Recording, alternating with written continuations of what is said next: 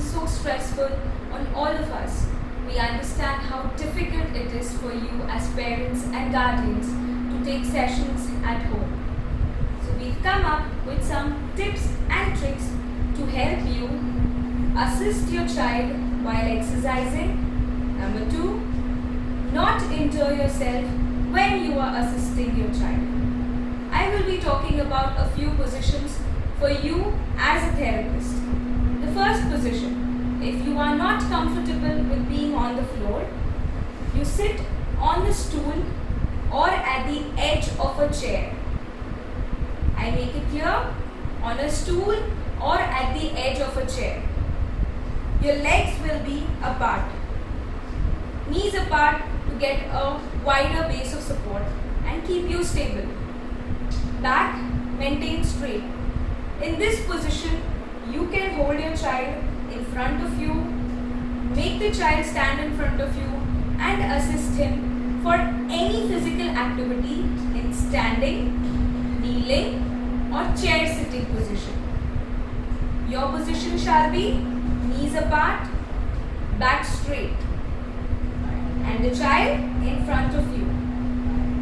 Second position that I will be talking about is half kneel sitting. This will be for you to assist your child for any of the mat activities. That is, any activities on the floor. You can sit in this position.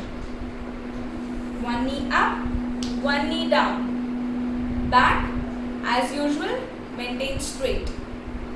You can assist your child for any of the 4-point position exercises or lying down exercises in this position.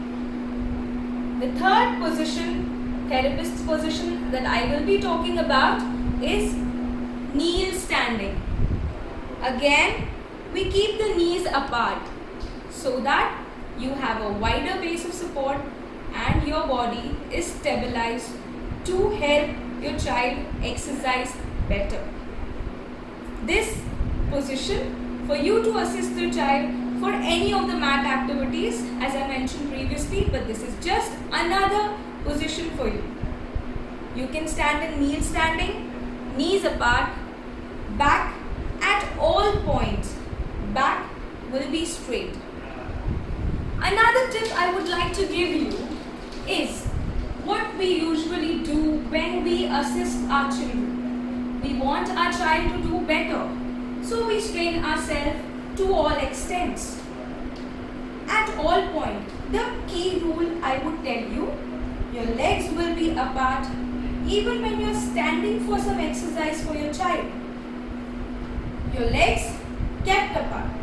When there is a requirement for you to bend down to help your child, you will bend at the hip level like this or like this. You shall not bend like this.